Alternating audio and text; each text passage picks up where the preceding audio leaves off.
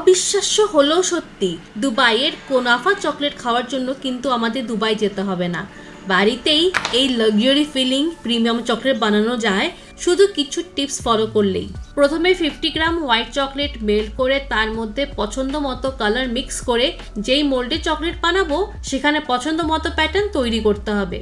তারপর পিস্তা dry roast করে নেব, সামান্য বাটার গরম করে কুনাফা শিট রোস্ট করব।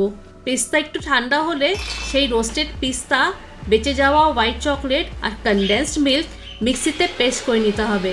ভেজে রাখা কুনাফার সাথে এই হোমমেড পিস্তা বাটার মিক্স করে নেব। এই পিস্তা বাটার কিন্তু কুনাফা চকলেটের প্রাণ। এখন ডার্ক চকলেট ছোট টুকরো করে মাইক্রোওয়েভে মেল্ট করে মোল্ডে ঢেলে নিতে হবে আর চারপাশে ভালো করে কোট করে নেব। এক্সেস চকলেট বের করে দেব। 5 মিনিটের জন্য সেট হতে দিতে হবে। এখন এই পিস্তা ফ্লেভার কুনাফা সেন্টারে ফিল করে দেব। আরও মেল্টেড চকলেট দিয়ে উপরটা কভার করে দিতে হবে। 4-5 বার ট্যাপ করে নিতে হবে যাতে লুকিয়ে থাকা এয়ার বাবলস বের হয়ে যায়। বের না হলে কি হবে বলো তো? আজকে এটা তোমাদের অ্যাসাইনমেন্ট, কমেন্ট করে জানাবে।